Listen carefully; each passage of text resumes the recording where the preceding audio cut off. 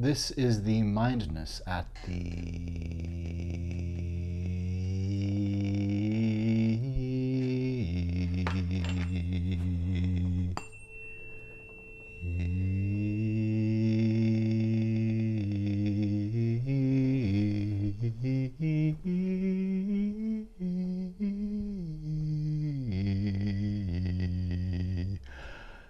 mystery font. Good gray. Yes, we're just readying for a little. No need for a fire. Sidewalk adjacent chat. Good gray. Good gray array liaised this way. Joe, say, can you see?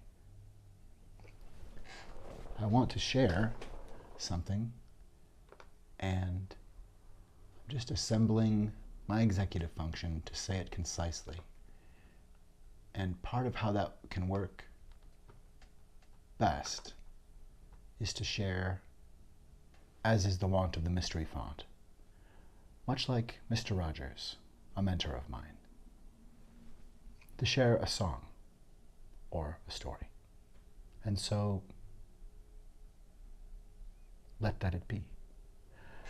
And we can always shuttle to wherever you would like to dial into, should you like, what I want to offer. This is the fontedness that you see, the myriad. Myriad is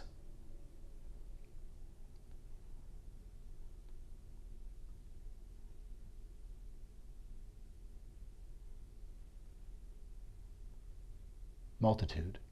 Myriad is very many. And myriad is the constant evolution of a person, or of a body like a community, or of a body like a family, or of a body like a country.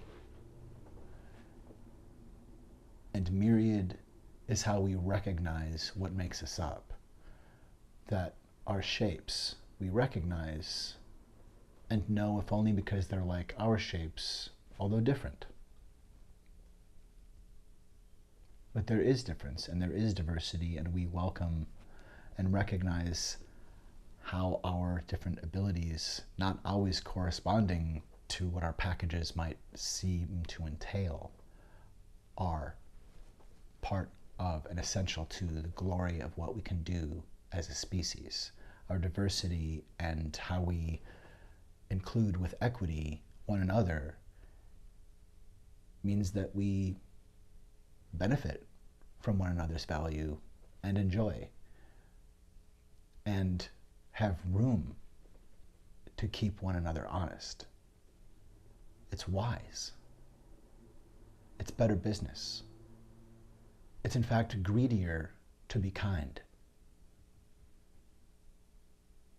And if greed is good, then we would be as kind as possible, because it is the most sustainable and wide-ranging,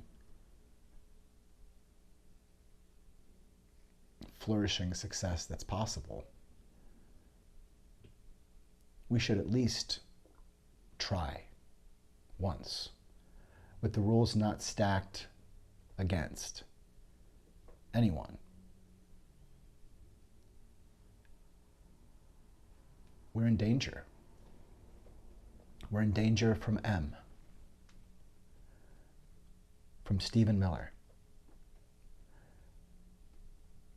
And kids in cages and kids on trial who don't even know the language, maybe not quite yet their own, to terrorize and wantonly destroy lives. We've seen Trump do it to Ruby Freeman and Shay Moss. Think of North by Northwest but the person targeting you is the President of the United States. But you're not the only one who knows it. It's just most people act like it's not happening. Or like, well, too bad to be you. Because we are all terrified of the disgraced former president. And like any abuser, we wish he would just go away and hope to some extent that if we don't bother him or say no or provoke his ire, cross him where he's made rules before, even if those rules seem to hold us inside a door, we don't want to say no to him. We don't want to attract his attention, but his attention never left. And M is the core of his language and his Goebbels and his Roy Cohn in one. It's time for us to be at a pace. And if there is, however unfair, a needless encumbrance or a mine that unexpectedly takes one of ours, what is the best way? What is the best way, if that person falls, to keep them alive, or to make sure that they can heal somewhere safe and are still of use to their own life and of use to the resistance? What if, and then if, does one have the courage to at least mentally play out, if I need to let part of this go, what is the mission, and can the mission go on even if I make a handoff? Or even if I do run to the end zone, but I've made a handoff and you missed that the other guy already went over the line on the other side of the field. This is not war, but Kevin Roberts and Marjorie Taylor Greene and Donald Trump are cosplaying at it, and the problem is they have the roles that people would normally have to do it. We have to take this as the ability to deal with baby Hitler. It's just baby Hitler is still baby Hitler in an adult body. And that means to deal with it seriously and cogently. And a peaceful way to do it may be a cunning plan of actual sacrifice. And at least looking through the door, getting past the oh come on of an expectation or what we thought it would be, which is normally the way, but these are different times. And what is the mission?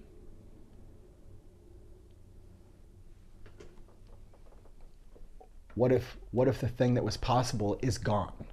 What if that battle is lost? Then what's next? And what I want to say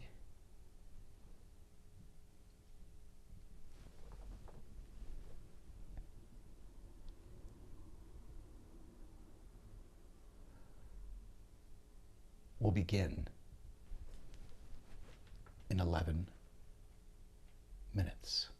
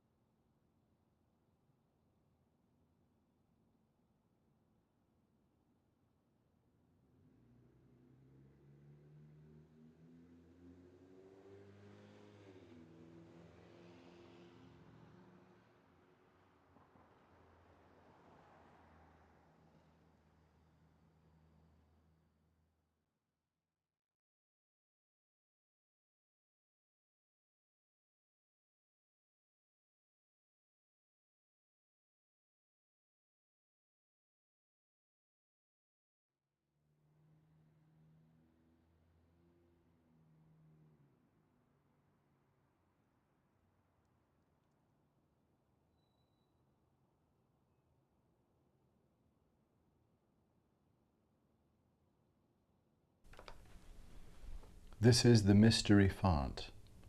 Good gray. Readying to share. And it begins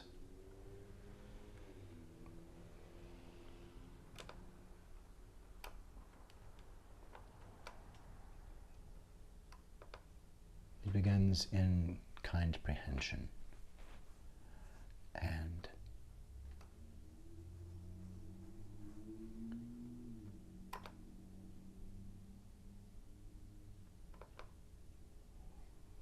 radio, science, brain, mind may, is contagious, container, contain, imagination's aim, particle, matter, wave, particle, matter, wave, be name, be nature, your creature would create and aim, and rate, and main line, illuminate, wave, waking wax out of wane, radio, science, brain.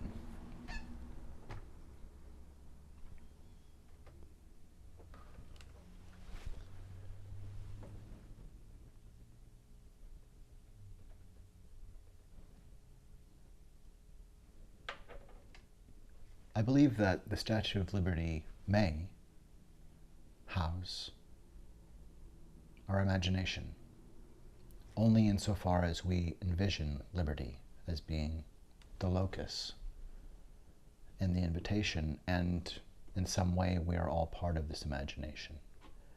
And I'm coming here from the font in Minneapolis, which is one locus of the imagination of democracy, nothing on the scale of the mind assembled at the New Colossus. But I have heard myself something of what it sounds like here at the locus of the mystery font. And I know for some fact that it is relative to the sound of the mind in the cranium of the New Colossus. And what if we could hear it? And maybe it's just that this is what it sounds like for me. Who knows? But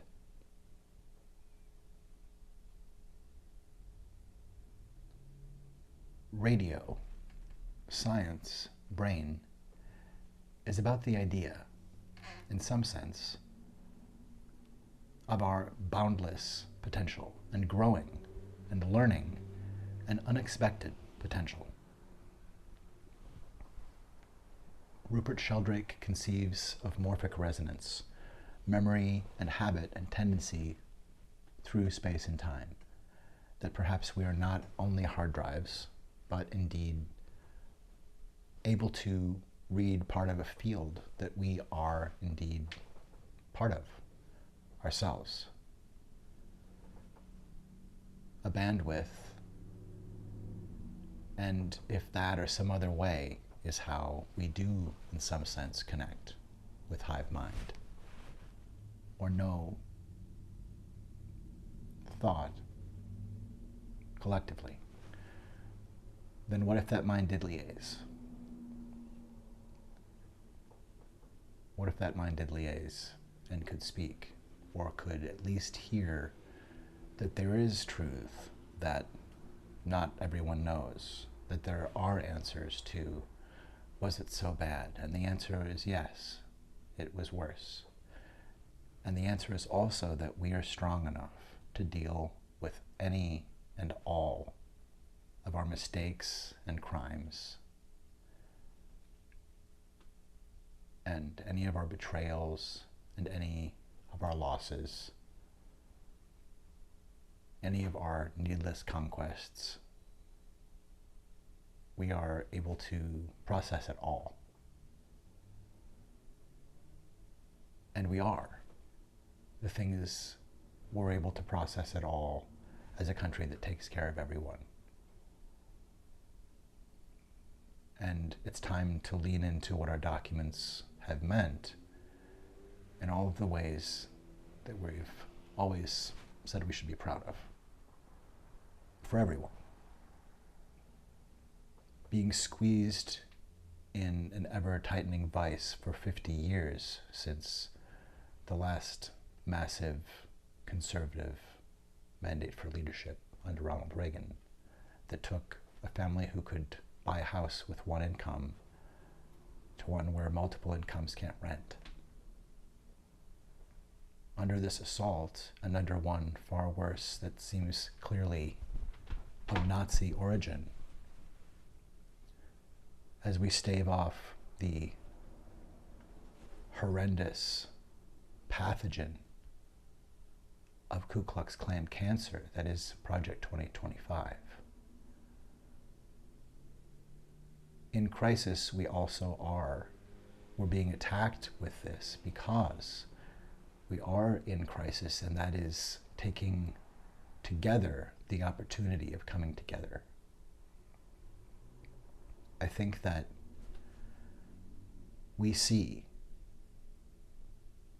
and this is why all of the MAGA censorship is happening, we see that we can face these things, and that at age and stage appropriate ways and with personal consent, like when and if ready, we can talk about these things together. We can process these things together. And it begins.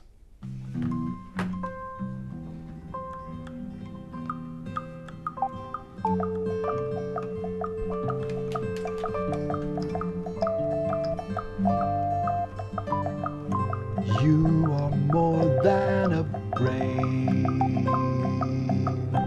You are mind exaltation. You're the renovation of your imagination. Anyone has executive function or hopes they have, unless they meet extinction. It's how we are explained.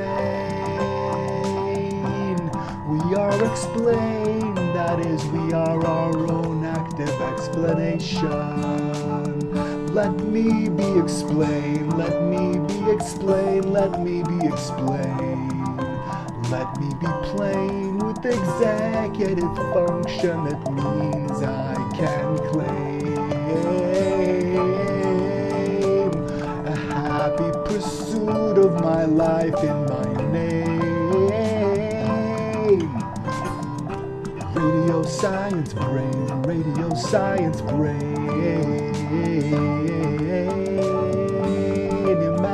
Imagination aim, imagination aim will raise the game. We are the science brave, imagination rain. From all brains to all brains, this is the mind rain bray, ray liaised I play. Imagination aim, particle matter wave, be nature your creature would aim to ape. Whatever your mindness is finding, findings of I cast into this clatter wall I am playing. Imagination may be game, mind made this contagious container, contain, activate. Radio science brain, imagination aim, imagination aim might make be game to play.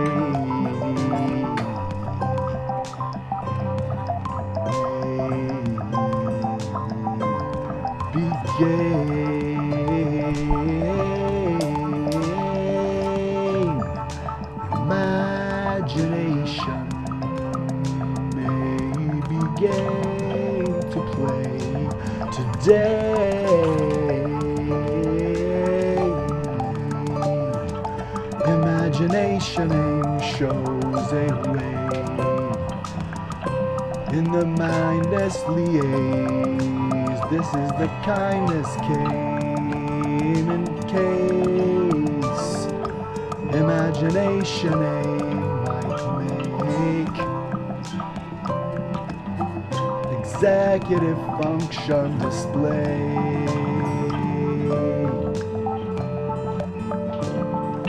Particle matter wave, now like they're things we'd save.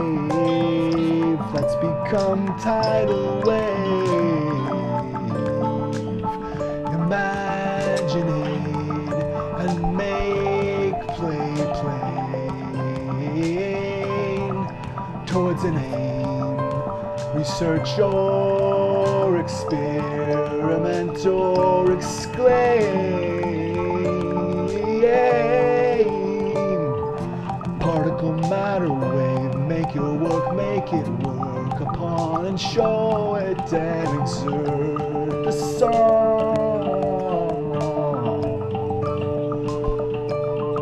against wrong. This is the mindless you, prove it, you claim it's true, you claim it's true, you came it true, you became the proof, or knew it wasn't and did something new. But we make steps upon foundations that hold us and hold what we're carrying through. Came today to play and will always. That's what the mind of liberty says as it holds its torch and it says, radio science brain. From this field I exclaim your love as your name. From a field love exclaims your name in the language that came before language knew brave.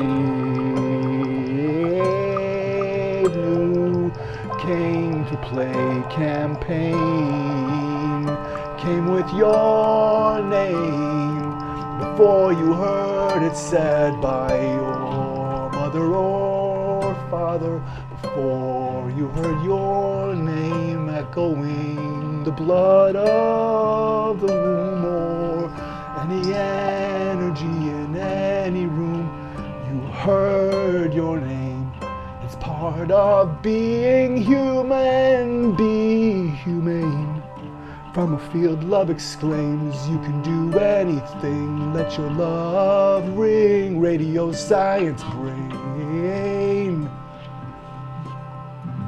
You are part of this campaign. Humane, we're all equal. Let's live that way.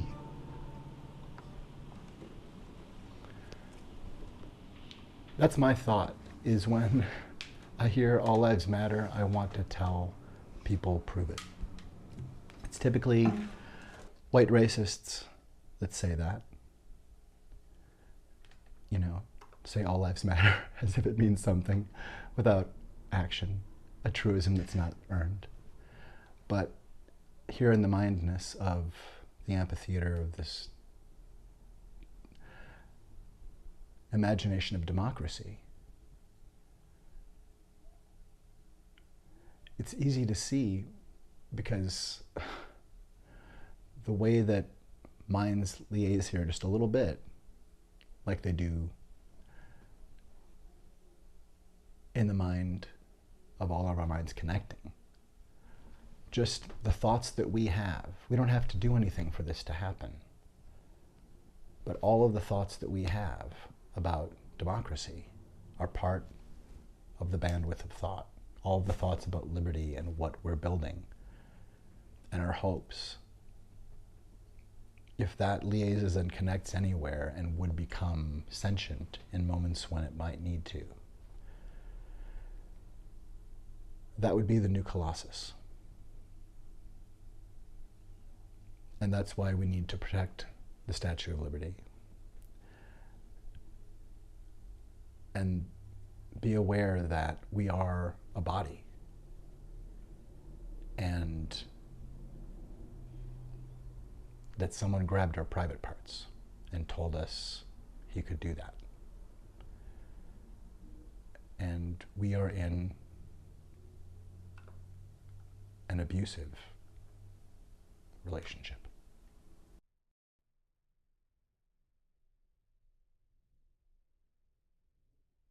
You are in an abusive relationship.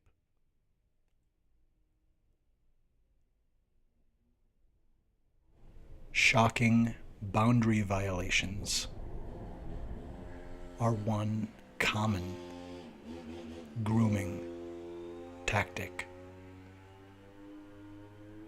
of a narcissist or dark triad personality.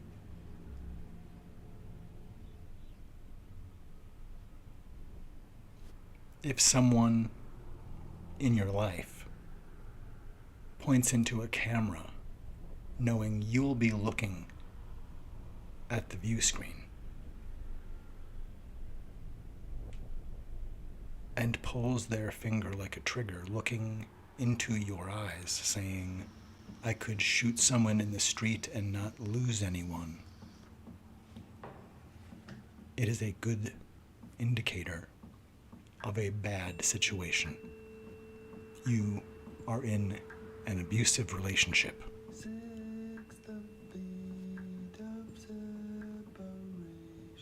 Who has leveraged and climbed upon a fog of falsehood? Who has donned the falsehood? Who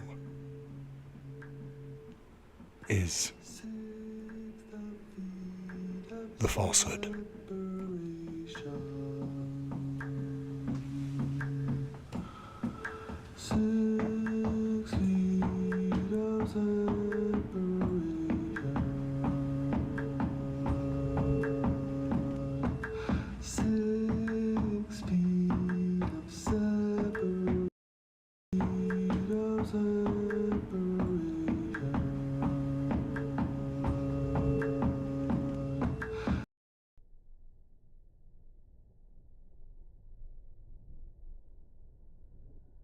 You are in an abusive relationship.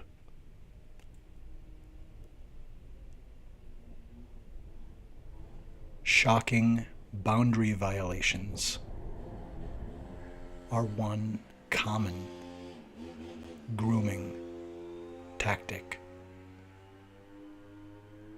of a narcissist or dark triad personality.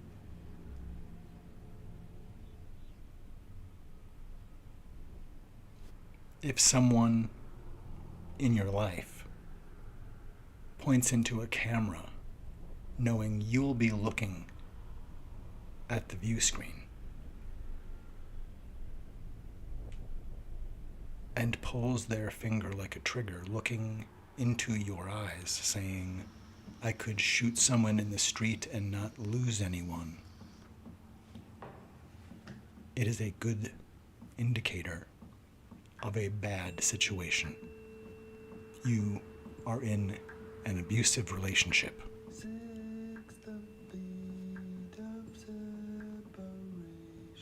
Who has leveraged and climbed upon a fog of falsehood? Who has donned the falsehood? Who is we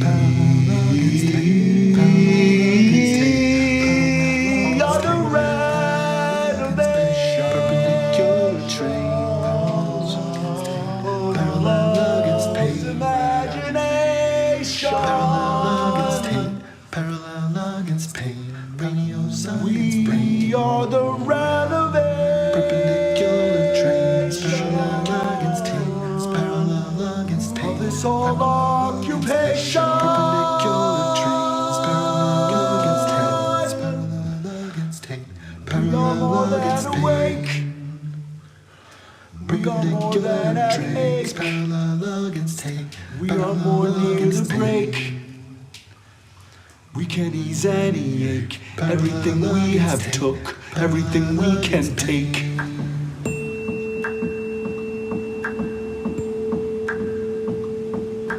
Six the feet of separation.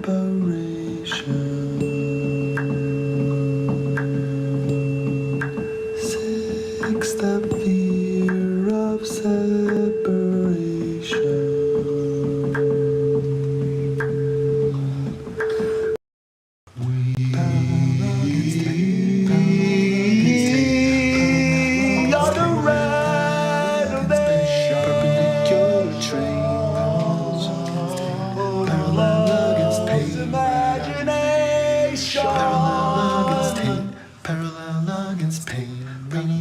We are the relevant. Perpendicular trains, parallel against tape, parallel against tape. Of this whole occupation. Perpendicular trains, parallel against tape, parallel against tape, We are more parallel than against awake. tape.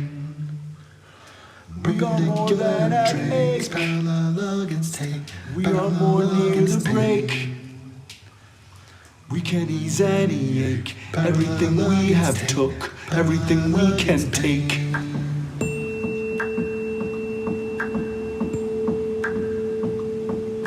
Six the feet of separation.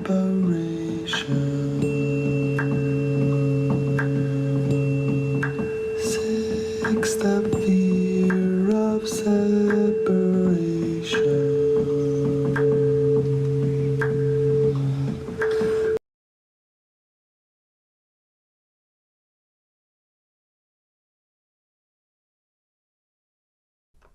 This is the mystery font. Here in Minneapolis, Minnesota,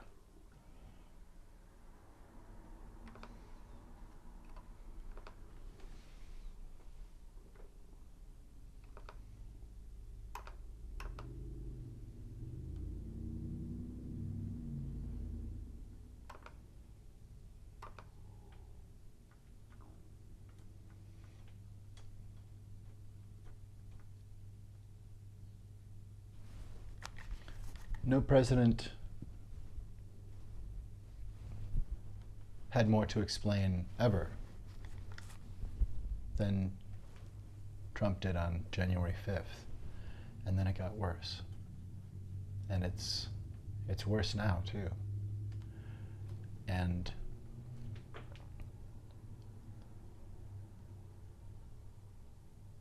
I think we have to say there have been significant advances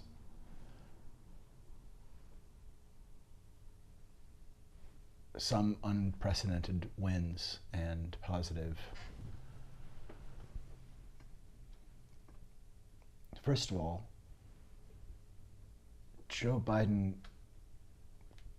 crushed Trump in the 2020 election. And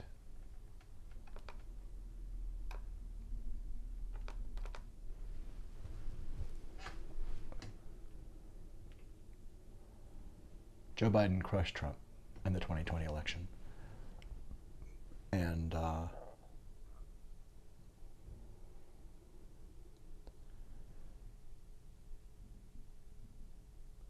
CHIPS Act, economy, recovery, there are a lot of issues. There are a lot of issues. But I'm also not interested in creating mythology around a candidate. I'm interested in looking at what the opportunity is and what leadership is, just offering a thought about an updating situation such as this. And for all the advice and thoughts and things that people are offering. I imagine this probably all comes through. But on the off chance that I'm offering something new, if only because I'm privy to the mystery found here. And this room of the imagination of democracy, with these multiple portals that I'm not sure how it all works, but I just know that there's something special about it. And it's also the guests that come here and share stories, and I'm working on a piece about democracy and perception of truth called The FalseHood. So these issues are at play a lot here, and I'm thinking about it. But I think probably we all are. Yes? Hopefully, we're all thinking about it. And, or if we're not, we're somewhat in fight or flight or freeze, or feign or fawn. I think in an abusive relationship, especially one that's a collective abusive relationship, whether or not you're a fan of someone, if there's that kind of power of abuse, you know, like they've maybe left for a week or two and you're just hoping they never come back.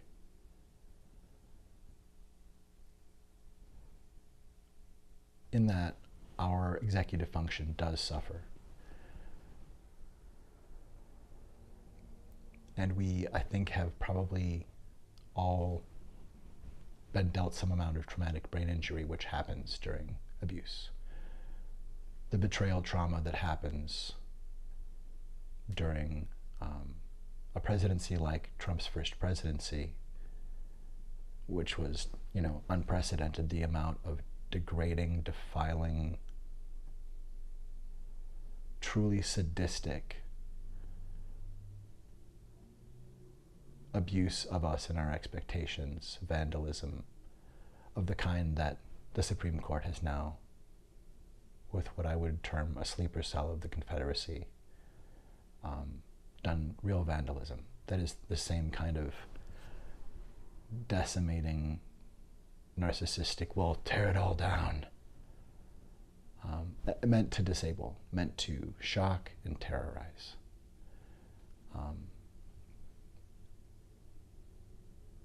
And I think trust is built, or nothing else is built there. You know, trust is where we are able to build a road because we know our tents are safe and we can build a little home. Trust is why we know we can have dinner parties. Trust is why we decided to form a restaurant, why a town came together. And so, I'm trusting now. This is the third time I think I've tried to make a recording about this, and I've had sound issues, and I have executive function issues, especially in these years. It's really intense to keep executive function when there's normalized terrorism, such as that of Kevin Roberts. I mean, that's an escalation. I hope that he's arrested. That's not okay. It's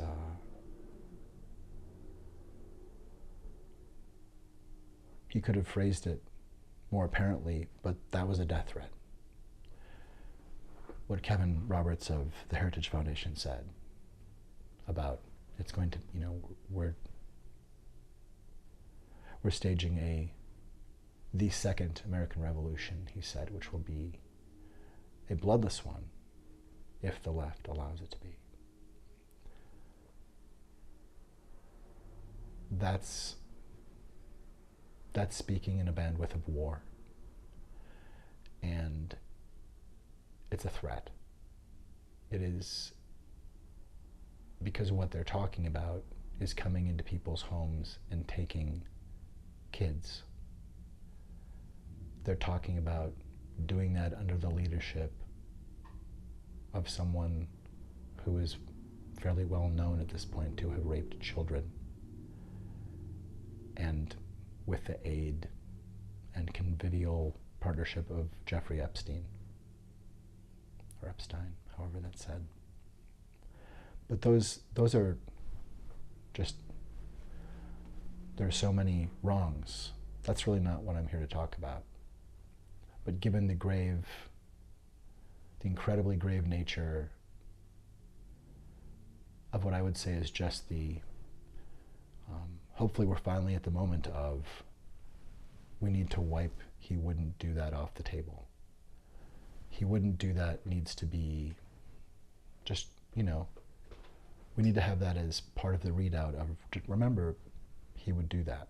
And the Heritage Foundation definitely would do that. I think we're in danger, and we need someone who's not encumbered by a distraction that is a normal election distraction. In a normal election, people have things happen, and there are little things to outrun. But we need you at a clip. And yes, you can do it. But my question is, was there a landmine that you stepped on in terms of a battle that was not scheduled or expected to frag you, but what it hit was not your ability. What it hit was, in an unfair way, people's ability to have confidence. And you, Joe Biden, as a cogent, a 20th century and 21st century cogent mind, a statesman, what's your read from outside of the room or from a few steps back to say, my friend Joseph here, what would I, Joe Biden, say about my friend Joseph? Do I want him to have to outrun a really silly, this is not what's actually happening, Good Morning America reality little cycle of question? We don't need distractions in the way. And that battle of confidence was unfairly lost. I wouldn't be surprised that somebody got a water glass that was tainted to you and you just got dosed with a little barbiturate. But also, sometimes I pause. It takes me a while to think of what I want to say, or I say the wrong word. But I think everybody knows that you had the facts and that the truth is on your side. Not just the facts or the truth about what you know, but you're correct on the facts. You're clearly the person. But what if this is because of the nature of the footing of people like Kevin Roberts? What if we need to treat this with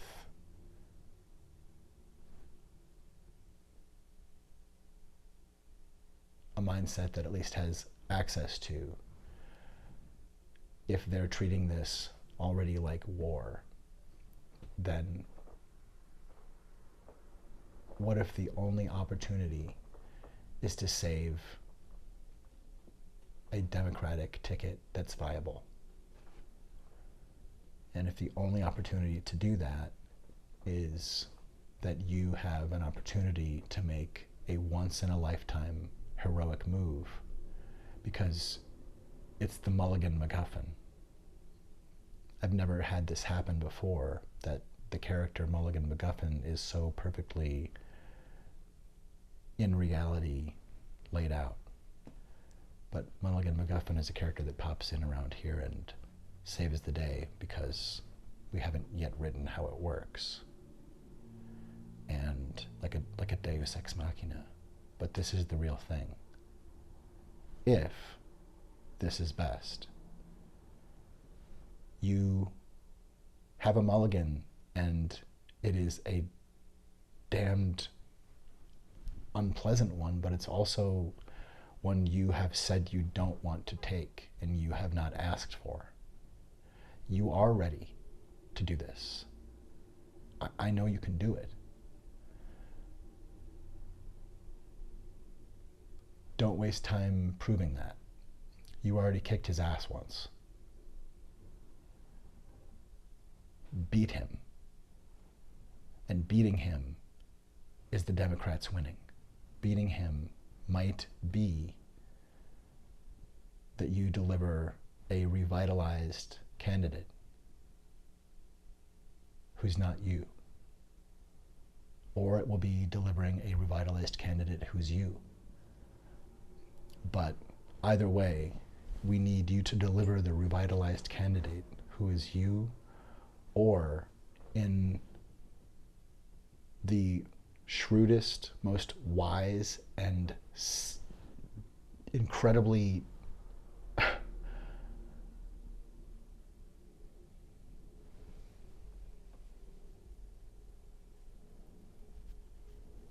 patriotic and honorable and sacrificing gesture, you're like, okay, I don't get to blow out the candles. You already won once. And this is better than winning. Because you don't have to be a force ghost. This landmine doesn't kill you. This landmine lets you be a mentor. This landmine lets Kamala have a once in the Republic moment. You don't want to stop. But that's why it's such a moment of incredible honor if you see if it's right. I just want to make sure that if this is not being considered in the right way, then you're not seeing the opportunity. Like, what's the question being asked? And the question, hopefully, is, what is the thing that we can't sacrifice? And what's the best way to have the best possible chance at that thing? And, you know, what if this is, I mean, if this were like,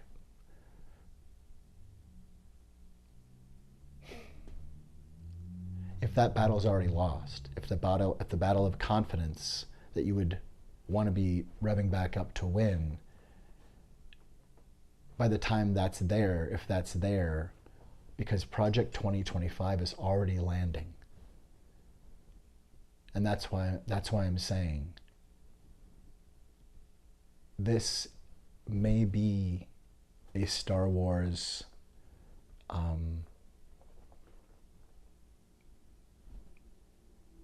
I think, you know, the starfighters are going into the trench.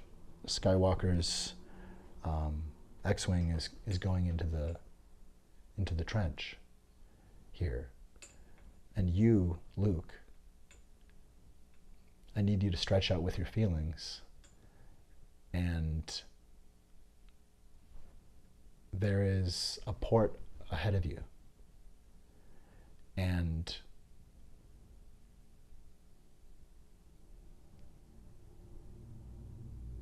if you can get that thing to go down that shaft, this thing will be obliterated. This threat will be obliterated.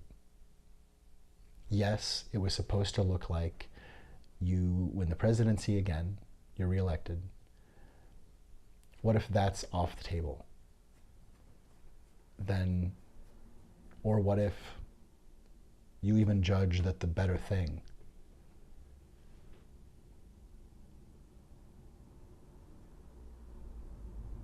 is that you get to give an act that is the opposite, not just the opposite of Trump, but it's something that he would never do. And this says in action something that he would say in words. he says all the time, people are saying to pump himself up. Or he'll say an insult about someone, but then say, well, I'm not saying that. I wouldn't say that. He'll say, you know, Tim's headphones look stupid. And he'll say Tim's headphones look stupid. And I mean, I'm not saying that, but you know, people might say that. But he'll somehow try to cast a magic spell that way. And claim, you know, he'll speak of honor and speak poorly about how other people perform in terms of whether they measure up. And you justly speak about honor, or I think you echo it and you live up to it. But this is a moment where, if it were appropriate,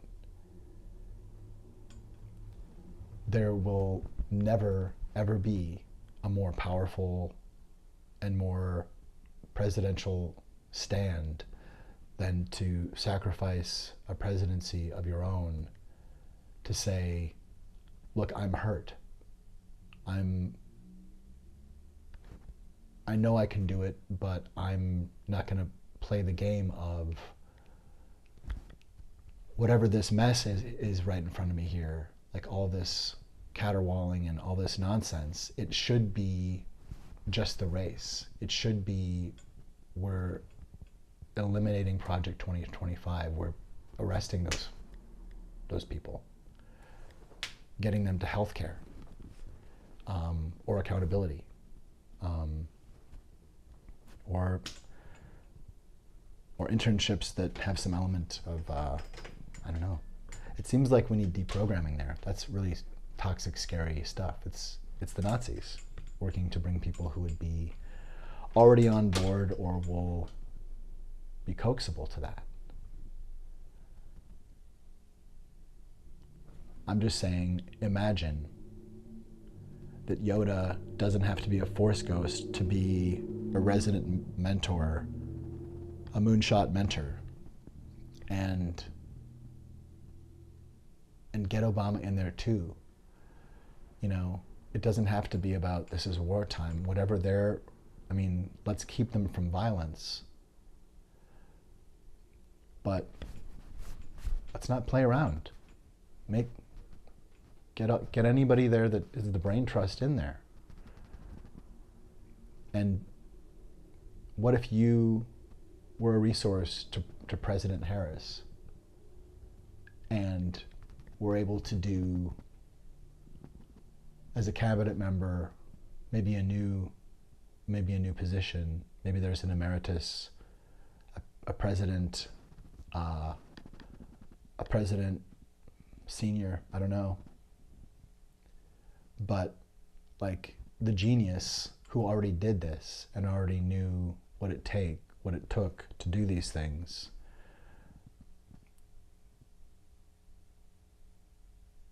you should be there. And why wouldn't you be there working on one of your passion projects? Maybe you're her vice, or maybe you're her coach. Not that she needs one, but like that you know, you're part of the team, but you take on something that, not because you can't do it, but because what if you can't, because the voters don't have a chance to figure this out in time under what will be chaos. It is always chaos and cruelty and decimation. And it's not fair. It's not fair at all. It's not about you not being able to beat it.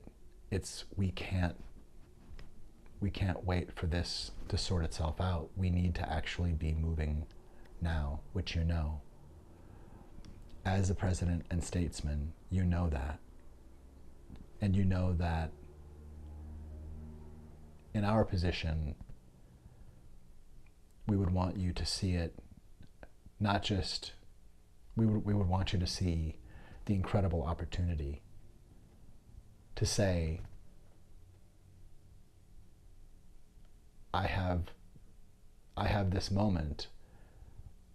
I've worked my whole life to be able to fulfill this job and be the one that we need to keep democracy safe. And I won't fail where Trump would fail. Trump would fail by choosing himself over the presidency.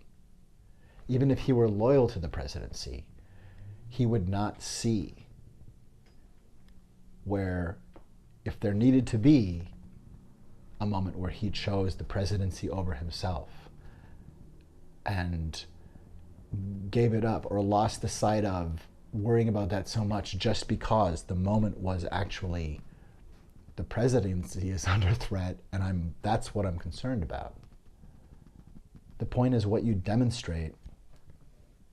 It's not just about it breaks Trump, it also breaks the Nazis or the Nazi excuse or our American version of it. Because Trump is about keeping his job. And everything he does, it doesn't matter how embarrassing it's going for him or whether he's telling us to inject bleach. He's just still in the meeting at the end. And he doesn't care how badly it went. He just shows up having quit like George Costanza and going, what? I am still here. It's keeping the job. And that sounds funny, but the Nazis' excuse was they were just following orders. And I do fear that our excuse is that we're just keeping our job. And that we're following Trump's example, but also in keeping our job, we don't want to rock boats. We don't want to rock boats, especially of people who have power over us, like bosses and such. But we don't want to rock boats of violent, narcissistic personalities who are abusive, even if it's just somebody who rings us up at the cash register at our local market. If there's somebody there who's been just an abusive person where I'm like, I don't know them, but I feel like I just got spanked. That was terrible. I don't go there again because I don't want to submit myself to it. I just don't. I avoid them. I go to a different register where I try to nod nicely and stay out of their way, but I don't want to submit myself to that. And I think that happens with Trump, and it's by intention. You know, if people asking a reasonable question are told you're a terrible person, you shouldn't work, you're a terrible person, like completely unreasonable, but his unhinged nature just allows him to do that at people and in front of others. And the sheer fact that it's happening and he's not stopped, like, it normally wouldn't happen. But his reality distortion field of celebrity and boundary violation is so intense. It's like fast motion lava.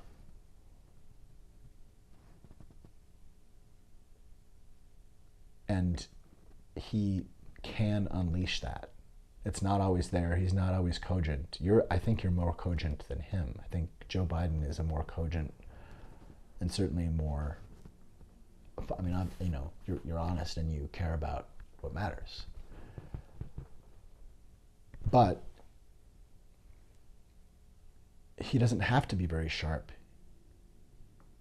because he just needs to keep his weapon pointed at people's hearts. He just doesn't care. He wants to hurt people. And how he values things is how situations and opportunities give him rocks and hard places with which to crush people. I think we all know that.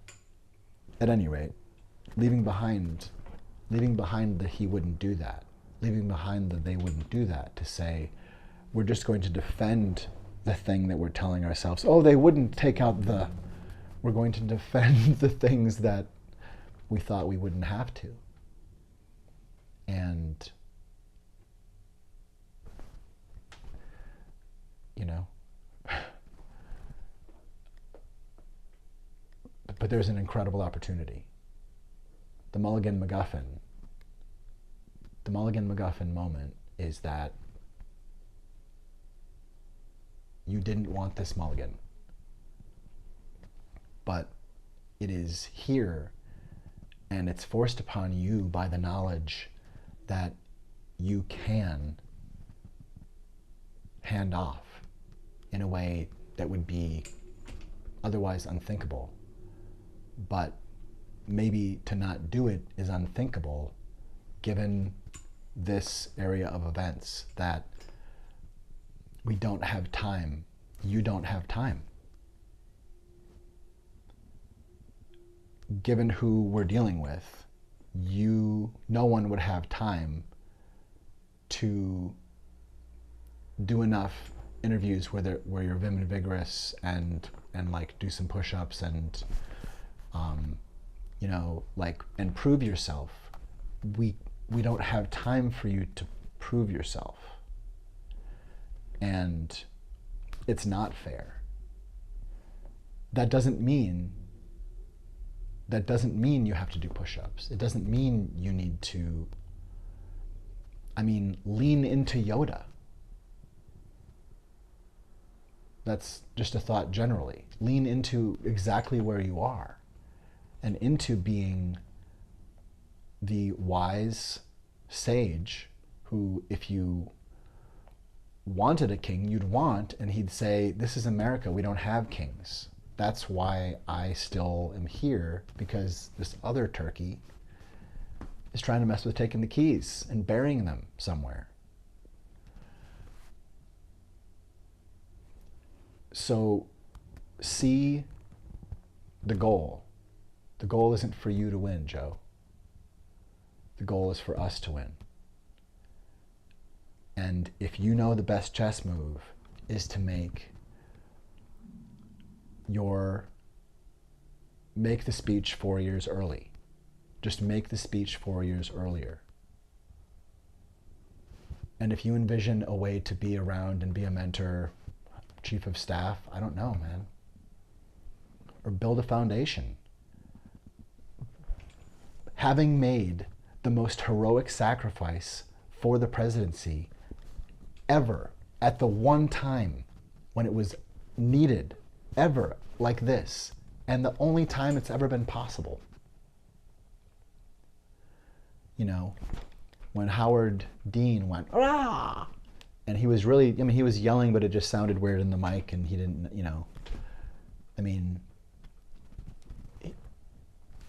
it's just a weird thing with a microphone and not being a professional, used to using mics and headphones and all that stuff. And you don't want to yell super, whatever. It was just a dumb moment of circumstances.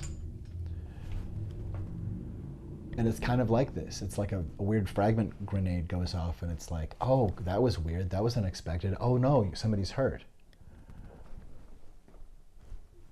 It's just a very, very strange circumstance amidst chaos. But there will be more chaos. And part of why you're the only person who can do this, given that this bizarre moment has come up,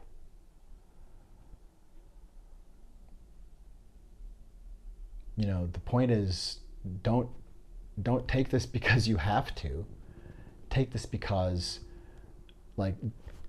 take it because you have to, now that if you say, this is the best choice. I would take this choice if I were 35. I guess you'd be to have been president before, but if I were 50 and had just run a marathon, I might take this choice too. I could run again in 4 years, whatever it is. Maybe that's it. Maybe that's the line. Is you're like, I decided I needed a break. I'm going to take it easy and be kind of an advisor. And maybe I'll run in 4 years. But part of why I wanted to hand off is because I've seen, and once I got over, I'm a stubborn guy. But you get to beat your Achilles heel in public, showing Donald Trump to be such an ass for publicly reveling in his dysfunction and reveling in his not being able to get over his Achilles heel. Just making people swallow it or avoiding it. But you've won.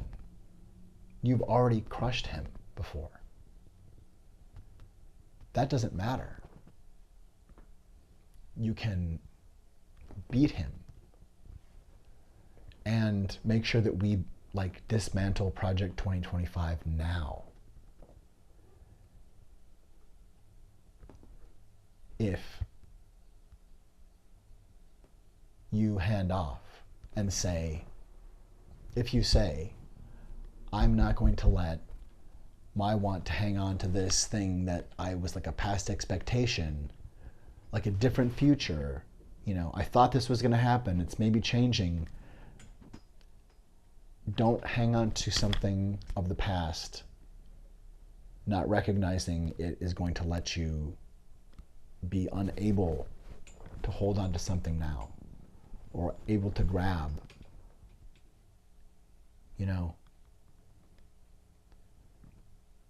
And just with our attention even, your attention, and I know your attention's on the race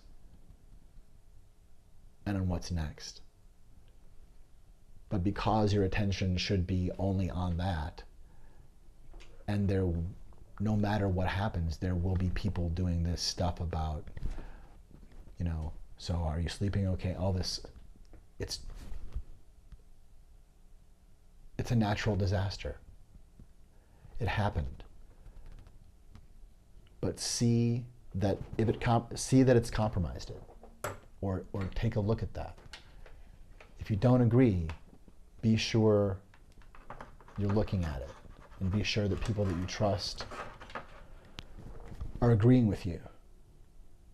Because otherwise that stubbornness is your Achilles heel talking. Not because you can't do it, but because you're not hearing that that's not the question. People don't necessarily care about whether or not you can do it. This is a television problem.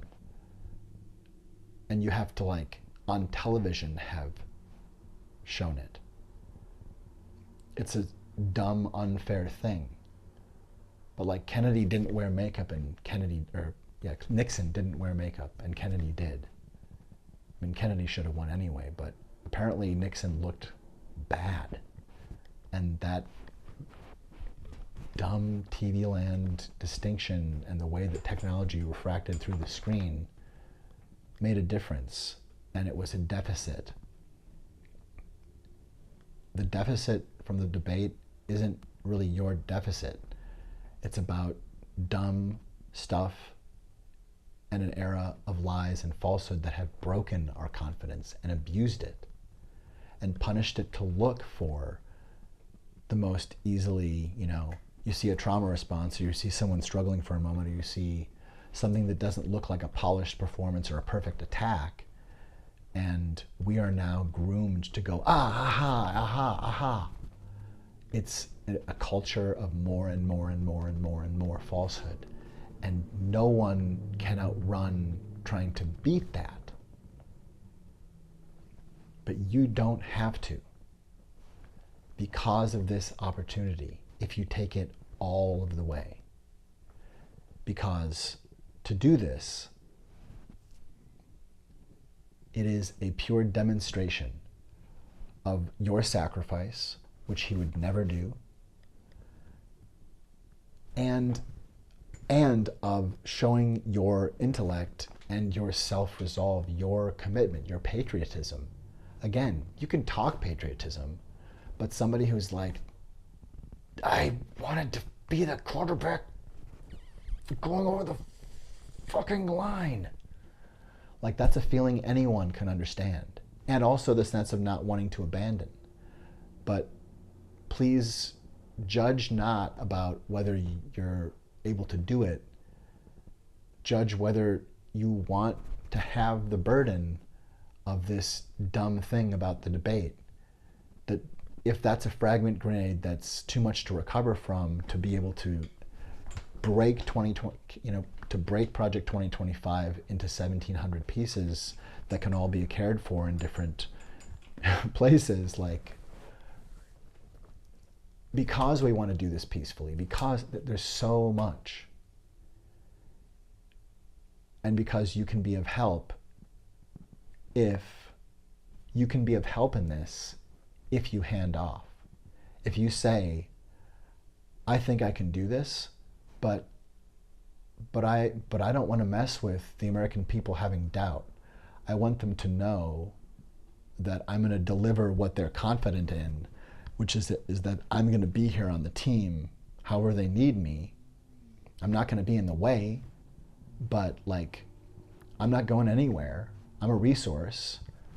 You know, put me on an initiative, but I'm, you know, the confidence in me is hurt, and I'm not going to play a game with trying to like superficially convince the American people about something just so that somebody, this is not a game.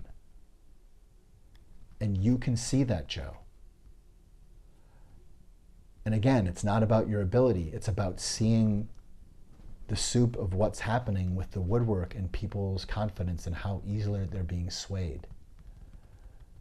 So the story that will come across so resonantly is that you give this up. Ask not what I can do. Ask not what your country can do for you. Ask what you can do for your country. That meant a lot coming from John F. Kennedy, but you are an embodiment of it because you did it. You crushed him in an era of his permuting falsehood. You trounced him, even when he still goes on to say all the lies. Like, the numbers are just there. You crushed him. You got more votes than his record votes in the previous election. You crushed him. So do it again, but on the next level of chess. Do it again where he's like, what, you're over there? They're like, the candidate looks great, the candidate looks great. And he's like, yeah, Mr. Trump, the New York Times are saying the Democratic candidate suddenly looks amazing. And he's like, what? He's like, and you're like over there going, waving. He's like, what do you mean? And Kamala takes the stage. You know, hand off with joy and pride that you're like, I threaded the needle. You didn't want this to be a possibility, but you got clipped. See it, and either see the way to play hurt, like, if you can't see a way to demolish Project 2025 this week, this month, if you can't see a way to make decisive action on Project 2025 and take it to Trump hard, to his insane falsehoods, to holding documents that threaten lives all over the world. Take him to task for what he did to 2 election workers. He did this. He terrorized people. North by Northwest shouldn't happen to a person in America where the crazy villain stalking them is the president. I know you could stop him. You already did it once. Don't do it hurt if you don't have to. It's a once in a republic chance for you to demonstrate the patriotism. And nobody 25th Amendments you or fosters doubt. You shouldn't be fighting doubt in the party. You shouldn't be fighting doubt. That's not the look when we're here to take down the Nazis.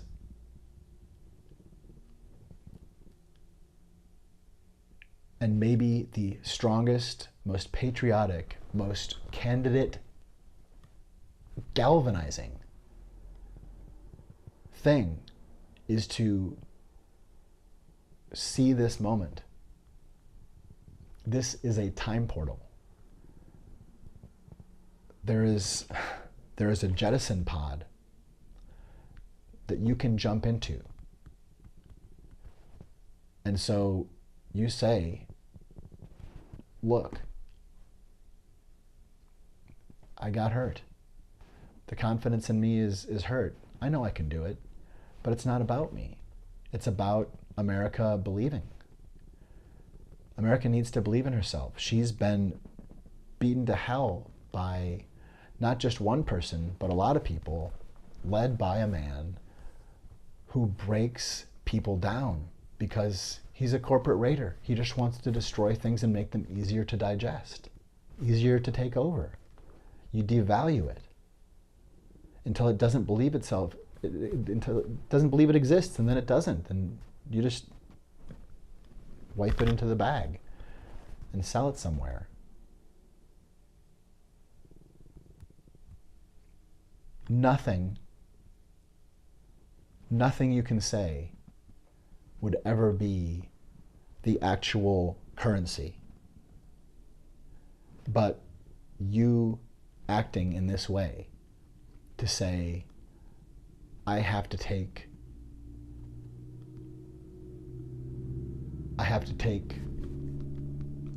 this path because I'm not going to let pride, my own personal pride, my own personal inability to just get over the stubbornness of a feeling, or that I'm the only one who's supposed to do this, or whatever. You know, what if the do this shifts, or what is the this? This has never happened before. And it seems to work perfectly because you don't want it to. Because you want to finish the mission. But, you know, something along the mission shifted. So, you have to be sure. You have to be sure. It's not a lot of people said, I know Trump won, I just know it. And don't be in a place of, oh, come on, and denial. At least not for more than a couple minutes or a day. Like, let yourself feel it. It's a big, huge, disgusting, awful, terrible thing to be the person who could do it and ready. But let us celebrate you for giving us the chance for anyone to do it. You know,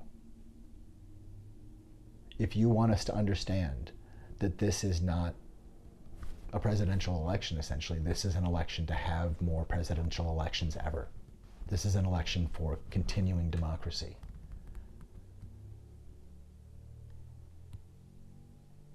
It's not a beauty pageant for anyone. Trump wants it to be a beauty pageant for his celebrity and cultish, perfect, seemingly anointed majesty. You are the opposite of that, and especially if you say, you know what, I don't need the trappings. I need to make sure that I'm not in the trap. I, however, can hand this baton off now and say there is no one I would rather hand this off to. And I wanted to hand it off in 4 years. But I want to hand it off, and I'm not going to miss the chance. I'm not going to try to hang on to a past future when we need to hang on to the future that's here. And the future that's here is the next president the next president of the United States. The future that's here is right in front of me, taking a hand off.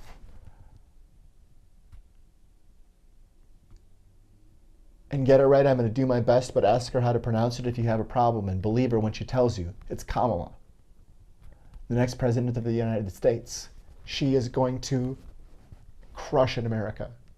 She is going to crush the doubt. She is going to crush the fear, but she's not going to crush any of us. That's not the Democratic Party. We're not going to tell any of you we want to be intolerant of who you are. We have one thing that we're going to be intolerant of, and it's intolerance. And that's why I'm not playing around. I know that I could do this.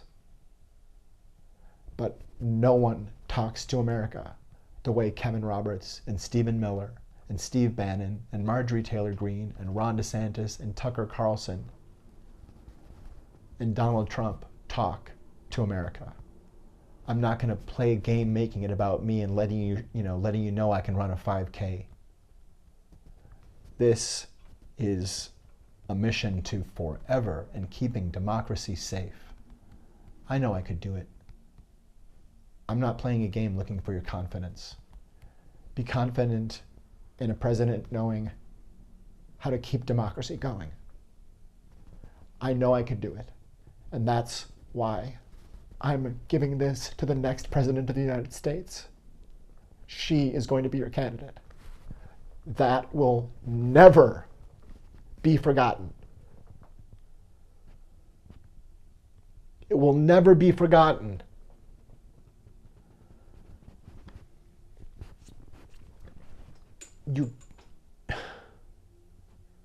The chance has never been there.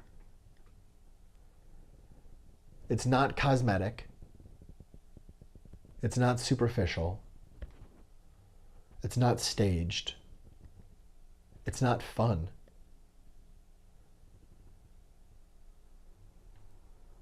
But it could be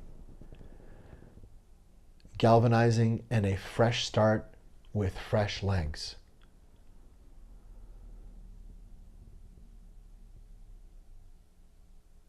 Or a fresh start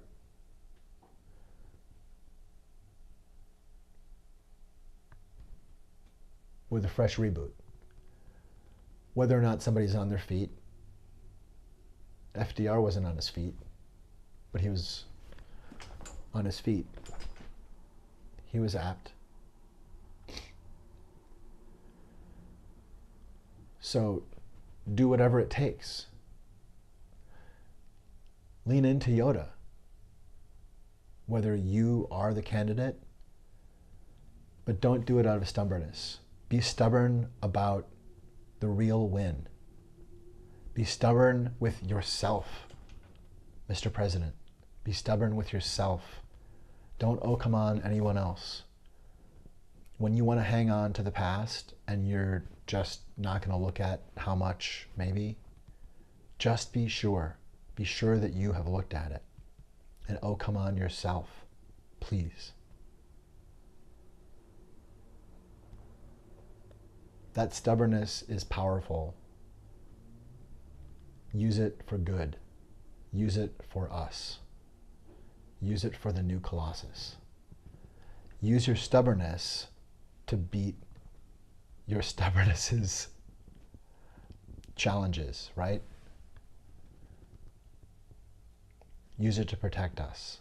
Be stubborn about parsing the mission, because if all you can do is keep the existence of a truly viable, resilient Democratic candidate, if that's all you can do, that's everything. That's passing it on. We're in good shape.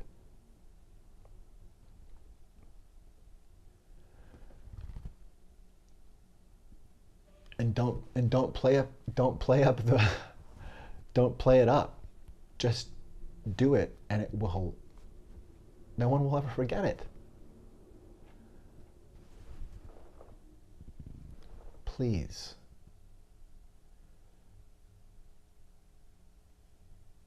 Either you have the fresh legs or the fresh exoskeleton or fresh chair. Maybe, you know, I mean, if you're physically there, if you're cognitively feeling fantastic, but is this where we want to be? Is this where you want the candidate who is the only thing standing in the way? Is this where you want the candidate to be? You as the president can put yourself, or whoever the candidate is, you can put the candidate where you want the candidate to be with your choice. Where do you want the Democratic candidate for president to be? And if you can put them in a place that has victory, then you just beat Trump. You just beat him. Because the ticket was written by honor. The ticket was written by sacrifice that Trump would never do. And the ticket is held by someone who can beat him just like you beat him or could beat him again, but isn't dealing with a weird blurble of reality, confidence. We just don't want to find out how long it takes to get past that.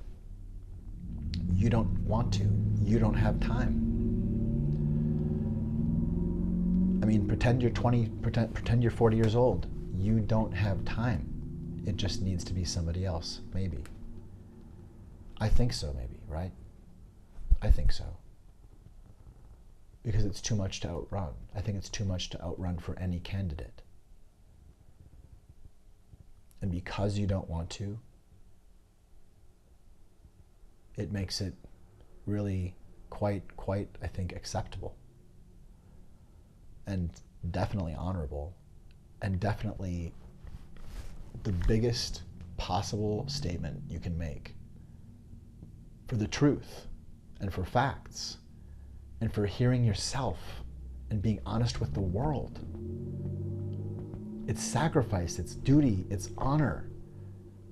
It's presidency ahead of even the president. And it is in a time, I mean, let's remember the Nazis said, probably already said this, I've done this stream a couple times, and this is hopefully the only time that it works and the sound goes out. Okay, but the Nazis had this excuse that they were just following orders. The Nazis say they were just following orders.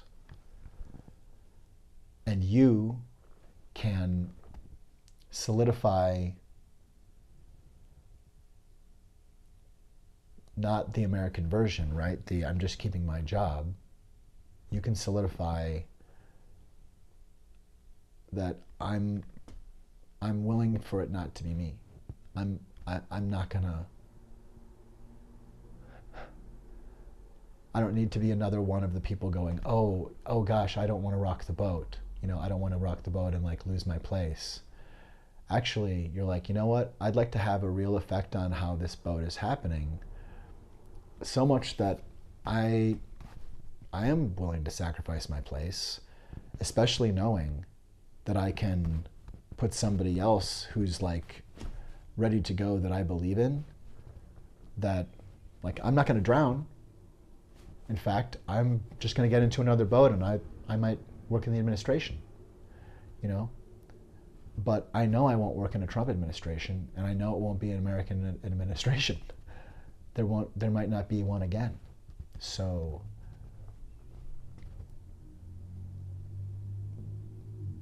but it's a perfect physicalization, it's a perfect form. This is a chance to embody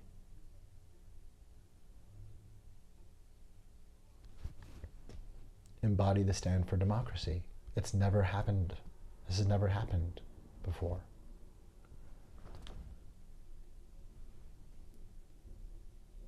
But don't do it for how cool it is. Do it for how just it is.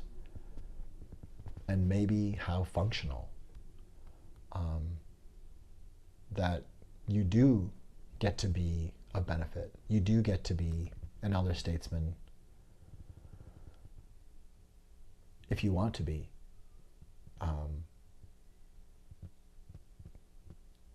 As president, call for the institution of the moonshot mentor, emeritus, clutch or commission or whatever, and you're the first member. And you're there to advise the president. You're not there to be in the way, but there's nothing wrong with pulling together the brain trust. Call yourselves Antifa. But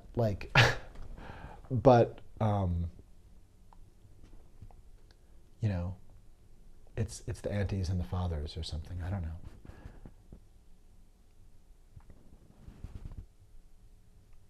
Or the undead presidents, the not yet dead presidents society. But see, it's not just a silver lining, man. This is a next level thing. This is a slam dunk where you jump out the window and go up to the court on the next floor in the upstairs gymnasium and slam it down through both hoops. I don't know. I'm just saying. Consider it, because we cannot afford free fall right now. We can't afford free fall. We need action. We need footfall.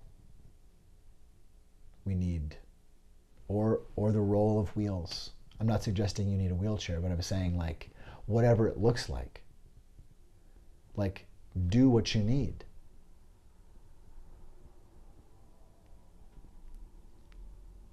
Do what you need. I'm with the self-care and the adjusting of schedule, but consider, again, not about it being right. It's not about you being right that we've had this ridiculous appearance thing happen that's unfair. And outrunning that confidence press issue is going to be in the way.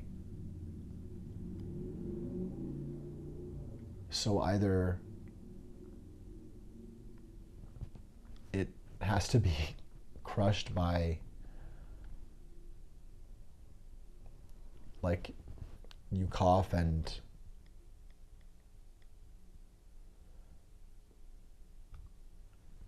and when it's gone, we hear the voice that is strong. Not that you feel okay and you're going to go on, but we need to hear the voice that's strong. And we need you to have that leadership eagle eye of wanting to hear the truth from people. And if they're like, Joe, I'm not buying it, see that it's not about whether or not they're right or wrong, or again, it's not a question of whether you can do it. We know you can do it. That's not what the game is. The game isn't whether you can do it. The game is whether you would let your Achilles heel get in the way of seeing the move, of seeing the most presidential thing you can do. Because it would have been presidential for Donald Trump. There was one truly presidential thing he could have done when he was getting near the election, or when he was made the nominee, or he could have said, you know what, actually, no, I can't do it. It's not me. That would have been, for him, presidential. And that's not, that hasn't been a thing for you. As far as you've been up to the job. But given that there's a perception and a concern about it now that, let's just say, it's totally erroneous, or that it's not going to get in the way of you doing the job. What will is the fair or unfair confidence issue about it that is within the populace and within a media that is to some extent compromised by greed. And the press is certainly an asset to the people, but there's a lot of hokum. There's a lot of hokum, and you know, we miss the fairness doctrine. We're in a land of hokum and people being trained to appreciate, you know, greedy grabbing of opportunities for the spotlight and for smart lies and things like that. It's not fertile for the moment for people to be understanding and see in a week or two and feel like, gosh, you know, because we need to be right now apprehending Project 2025, whether it's intellectually figuring out what this is and how we take this on, or literally, physically apprehending them, arresting Stephen Miller, arresting Kevin Roberts, or, you know, subpoenaing these people to talk about the devastating patriarchal terrorism and racism that they have, you know, they've published their conspiracy. We don't have time for you to earn people's confidence. We don't have time. And the confidence we need people to have, we don't know what other chaos will come. And I would not be surprised if the Heritage Foundation or Stephen Miller starts violence tonight. It's not to say fear-mongering, but it's to say attack strategy and timing wisdom, given that the opportunity to make chaos erupt before you have decisively come out of this with either a stride that makes people say, whoa, Biden is back, holy shit, this is on. That's what we need. We need to feel the glow of, oh my God, is he on something? No, oh my God. Okay. He's back, he's on it. Like, and it doesn't need to be that you're running. We don't need you up at 5 a.m. and jogging. But when the moment is there, sit down if you need to, man. Hold the mic close to you, but dial in. Get the other shit out of the way. Don't worry about saying hi to the audience, man. Be about the game. Be Yoda. Don't worry about the rest of the shit.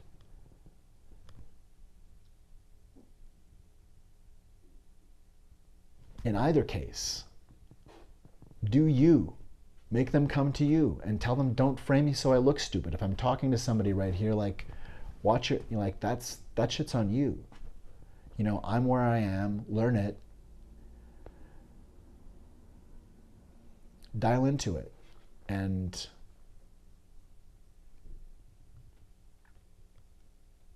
that's if you know. But it's peaceful battle stations. It's peaceful battle stations to prevent armed conflict. We are the recipients of a death threat, of a civil war threat from the Heritage Foundation. They just threatened us. We need you responding to it. We need you responding to it without people being able to make dumb jokes. That's not your fault. Don't make that your fault. That there is that confidence issue is not your fault. The failure to reckon with it would be a fault. Don't make that your fault. Don't make failing to recognize that and a stubbornness about that and being able to let it go. Don't let that give us free fall for an instant longer. If you don't have this in your back pocket right now, not I can do it, because we need you to kick the living shit out of him. We need you to be ready, or we need you to be ready to give the most amazing Mother Falcon speech of, I wanted to be the guy, but I'm going to be the guy who makes sure that there is a woman or a man who's president again. If I don't win, we won't have a president unless I hear that there is doubt and I give all the confidence that I have to the one who I know people will understand deserves it.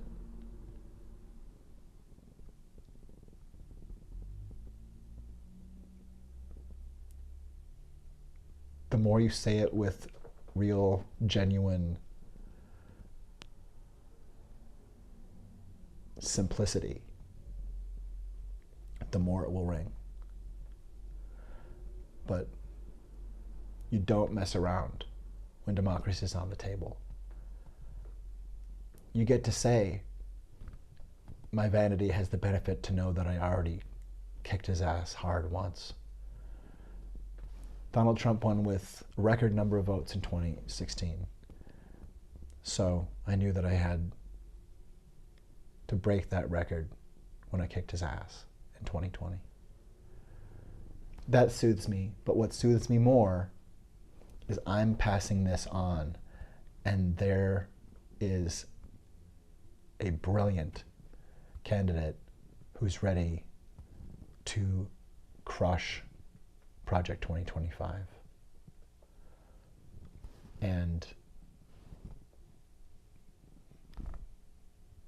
patriotism isn't getting to be the person who got to try. Patriotism is getting to be the person who assures it happens.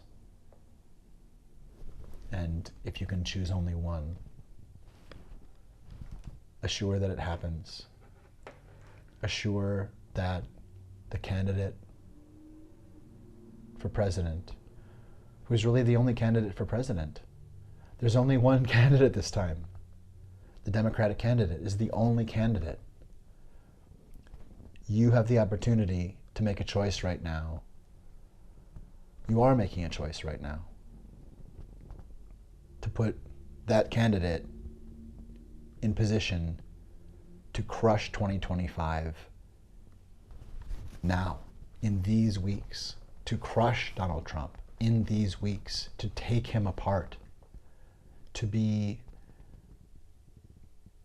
without need to go on the offensive because you're just spelling them out.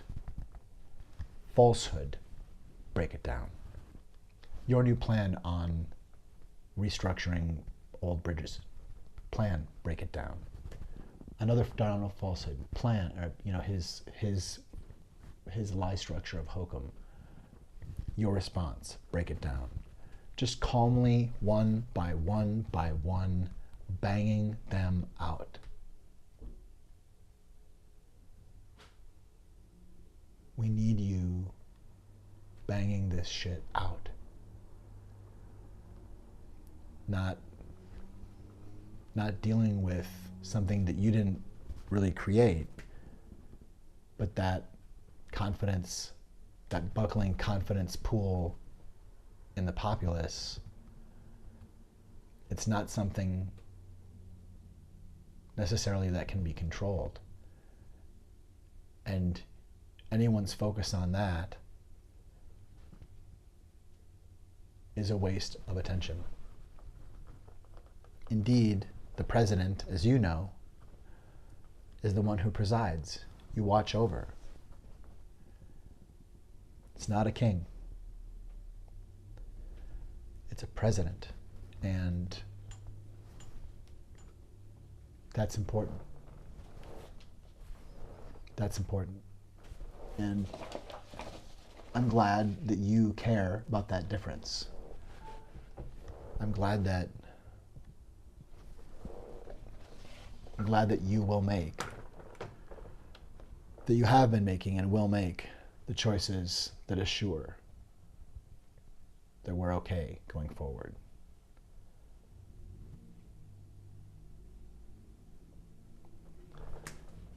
I want to play something that's fairly brief. It's just a couple of minutes. But it was made sometime before right now. But ask yourself when it was made. And the thing is, I think it's kind of tough to tell. And that's sort of the point.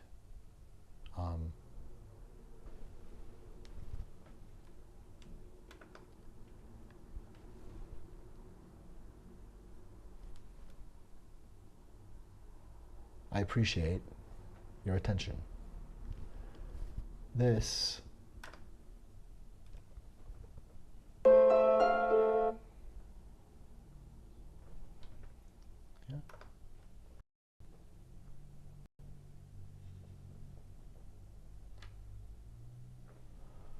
all right.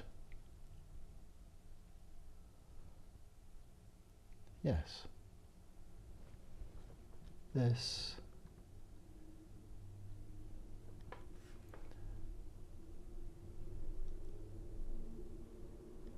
I think the thing is, it works right now, but I think it also would work in the past.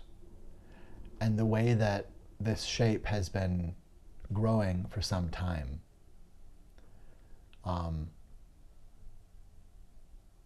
is truly terrifying, but we can't let it stupefy us. We can't let it trigger or make us freeze. I think we need to be resilient in our ability to calm and cogently see what's coming and thoughtfully react. So this is called Siege, and it's just a couple of minutes long. And here we go. Beginning now.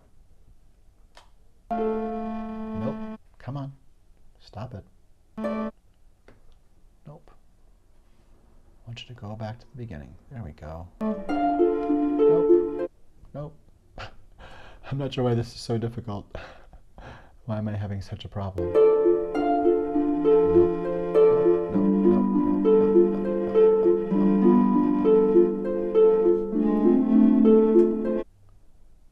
Okay.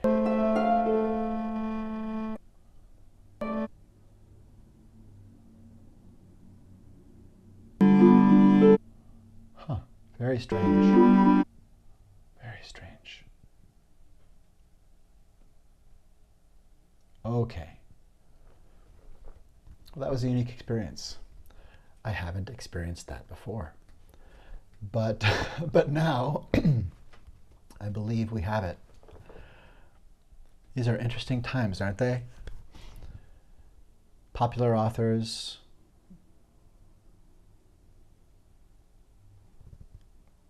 allied with Nazis,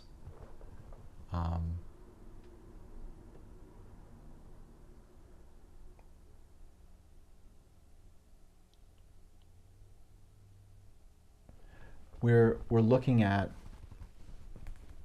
I mean, I think essentially what's talked about in this video in Siege is more or less Project 2025, but it's, you know, clearly Trump and Project 2025 are on the same mission. Clearly, there's extensive collusion there.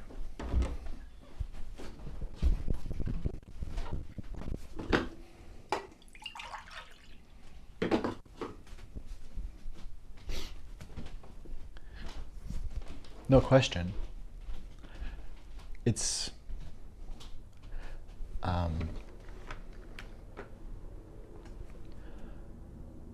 it is crime that we're looking at.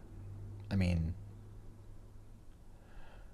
the cloaking of the matrix of patriarchal terrorism and white supremacy is crime. It's all crime, and cloaking it is crime as well. Profiting from it, indoctrinating kids into predation by it or investing in it is all crime. And we have a chance for a future where we do act on what we started to see was necessary around the time of the horrific murder of George Floyd here in Minneapolis, where we saw 2020 in 2020 a bit. We saw that we needed to restructure some things. And why would the pushback against that be, it's smart to lie? More and more and more and more.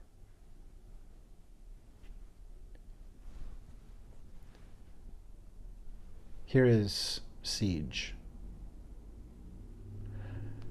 So again, I think it's more or less the story of Project 2025 and the story of Trump.